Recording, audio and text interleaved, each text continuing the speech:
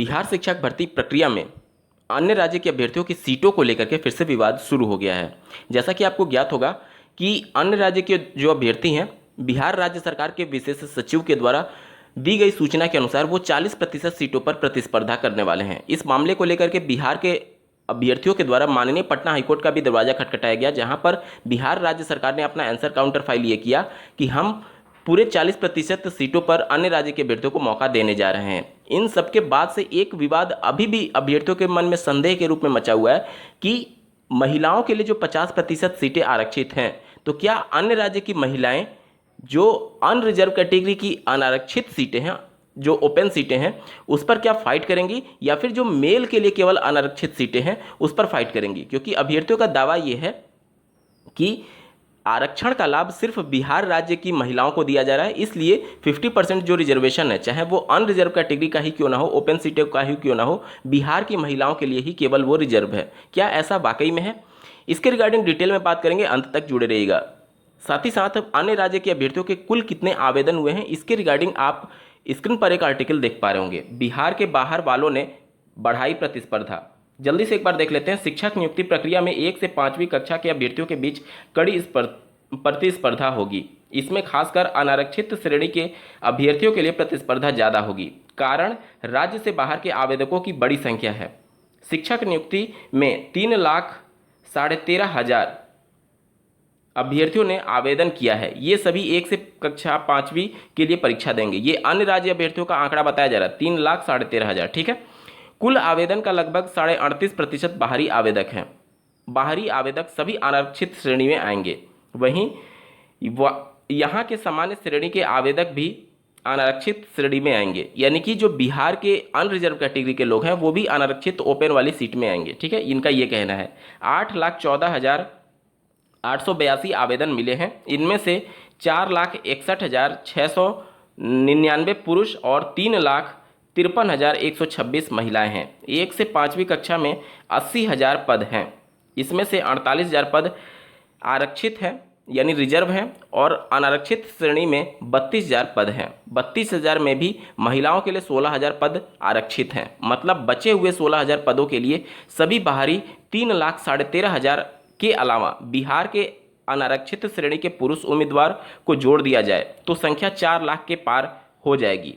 अगर BC, EBC, AC, SC, ST, EWS के उम्मीदवार अगर बेहतर अंक लाते हैं तो इनका भी चयन आरक्षित श्रेणी में होगा। तो इस आर्टिकल के अनुसार ये बातें स्पष्ट हो रही हैं कि अन्य राज्य के अभ्यर्थी जो हैं वो जो मेल वाला अनरिजर्व कैटेगरी का 13,000 सीट समथिंग बताया जा रहा है उस पर केवल फाइट करेंगे। क्या ये आर्टिकल सही है? ऑफिशियल नोटिफिकेशन में अन्य राज्य के अभ्यर्थियों के बारे में क्या मेंशन किया गया है? अन्य राज्य के अभ्यर्थी जो फीमेल कैंडिडेट हैं, क्या वो फीमेल कैंडिडेट के अनरिजर्व वाले सीटों पर फाइट करेंगी या फिर मेल वाले पर ही फाइट करेंगी? इसके रिगार्डिंग चलिए डिटेल में नोटिफिकेशन के आधार पर ही बात करते हैं। ऑफिशियल नोटिफिकेशन में आरक्षण से संबंधित क्या कुछ प्रावधान मेंशन किया गया है आप स्क्रीन पर देख पा रहे होंगे। यहाँ पर दूसरा पॉइंट देख सकते हैं, अनुसूचित जनजाति के लिए आरक्षण कब मिलेगा? जब ये स्थायी निवास प्रमाण पत्र संबंधी डॉक्यूमेंट देंगे और साथ ही साथ अपना कास्ट सर्टिफिकेट तो देंगे ही देंगे। पिछड़ा वर्ग के लिए क्या मेंशन किया गया है देखिए, यहाँ पर भी इनको जो स्थायी निवासी प्रमाण पत्र है वो देना है। इसके अलावा अन्य जितनी भी ईडब्ल्यूएस की बात कर ले उनको भी स्थायी निवास प्रमाण पत्र देना है। ठीक है, यहाँ तक क्लियर हो गया। सब पॉइंट 5 पर जब जाएंगे तो यहाँ पर मेंशन किया गया है, इस नियमावली बिहार राज्य विद्यालय अध्यापक नियमावली 2023 के आलोक में प्राथमिक विद्यालय यानी 1 से 5 तक के अध्यापक के लिए महिला अभ्यर्थियों के लिए न्यूनतम 50% आरक्षित होंगी। ठीक है, विषम संख्या होने पर महिला के लिए चिन्हित किया जाएगा सीट। ठीक है, और माध्यमिक विद्यालय कक्षा 9 से 10 और उच्च माध्यमिक विद्यालय 11 से 12 के लिए महिलाओं के लिए 35% सीटें आरक्षित होंगी। यहाँ तक क्लियर हो गया। अब यहाँ पर महिलाओं के लिए जो आरक्षण का प्रावधान किया गया है इसमें कहीं पर भी ये मेंशन नहीं किया गया है कि इन महिलाओं को बिहार राज्य का स्थायी निवासी प्रमाण पत्र देना अनिवार्य है। अभी मैंने आपको क्या दिखाया कि जितनी भी कैटेगरी के आधार पर आरक्षण दिया जा रहा है, चाहे आप ओबीसी की बात कर लें, एससी की बात कर लें, एसटी की बात कर लें या फिर आर्थिक रूप से कमजोर की बात कर लें, इन सब के लिए बिहार का स्थायी निवासी प्रमाण पत्र स्पेशली मेंशन किया गया है आपके ऑफिशियल नोटिफिकेशन में। यानी कि बिहार का निवासी होंगे तभी आपको ये सभी आरक्षण का लाभ मिलेगा।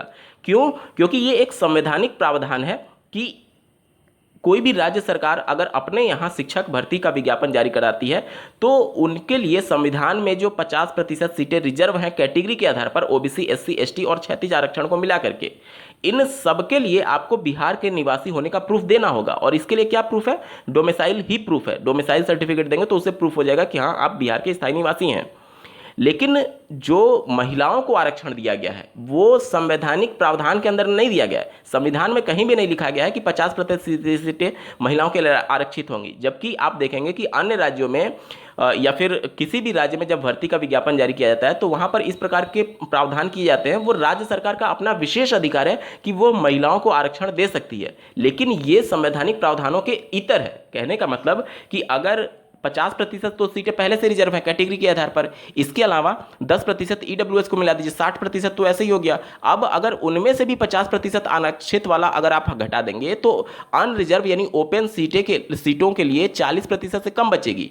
इसलिए ये वाली सीटें जो होती हैं ये लिंग के आधार पर आरक्षण दिया जाता है, ना कि कैटेगरी, ना कि जाति के आधार पर। तो जो लिंग के आधार पर आरक्षण होता है उसमें बिहार का निवासी होना अनिवार्य नहीं है। ऑफिशियल नोटिफिकेशन में भी ये साफ शब्दों में मेंशन किया गया है कि जो महिलाओं को आरक्षण दिया गया है उसमें कहीं पर भी जिक्र नहीं किया गया है कि आपको बिहार का डोमिसाइल प्रोड्यूस करना अनिवार्य है। इसके अलावा बिहार में जो पिछली भर्ती हुई थी 6th फेज की, उसमें भी जो अन्य राज्य की महिलाएं थी उनको 50% महिलाओं वाली सीटों में रखा गया था। इससे तो बिल्कुल स्पष्ट हो रहा है ना कि अन्य राज्य की जो महिला होंगी वो अन्य राज्य की महिला होते हुए भी वो बिहार में महिलाओं के 50% सीटों पर फाइट करने के लिए पूरी तरीके से पात्र हैं। अब 50% सीटें सब कैटेगरी में है, जैसे कि ओबीसी में भी है, एसटी में भी है, इसके अलावा ईडब्ल्यूएस में भी है।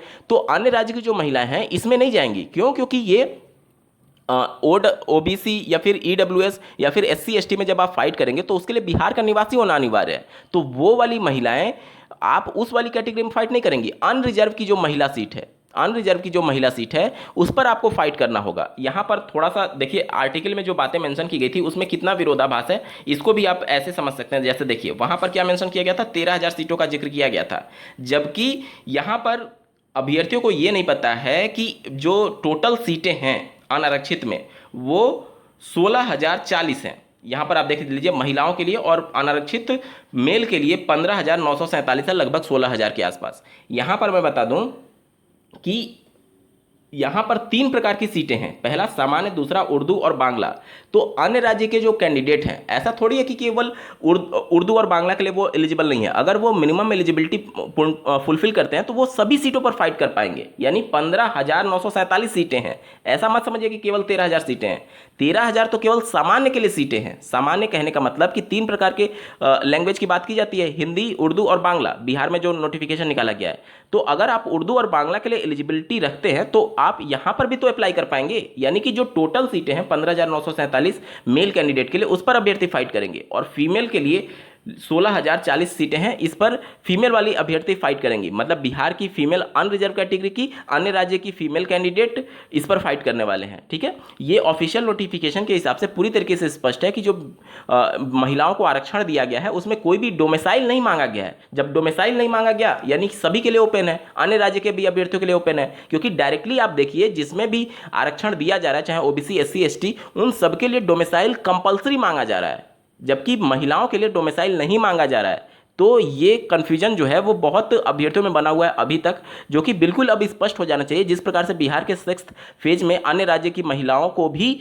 महिलाओं के 50% आरक्षण सीटों पर रखा गया था, तो उसी प्रकार से इस बार के नोटिफिकेशन में इस प्रकार का कोई भी डोमिसाइल उनसे मांगा ही नहीं गया है। जहां पर बिहार राज्य के निवासी होने की शर्त है वहां पर डोमिसाइल मांगा गया, जैसे ओबीसी, एससी, एसटी, ईडब्ल्यूएस के लिए, लेकिन महिलाओं के लिए किस प्रकार का कोई भी डोमिसाइल नहीं मांगा गया। इससे बिल्कुल स्पष्ट हो जाता है कि अन्य राज्य की महिलाएं जो हैं वह भी बिहार के जो 50% अनारक्षित महिलाओं की सीटें हैं उस पर फाइट कर सकती हैं। उम्मीद करता हूं आप सभी के डाउट क्लियर हुए होंगे। बावजूद इसके अगर आपका कोई प्रश्न रह जाता है तो कमेंट के माध्यम से पूछ सकते हैं। इस वीडियो को देखने के लिए आपका बहुत बहुत धन्यवाद। भगवान करे आपका दिन शुभ हो।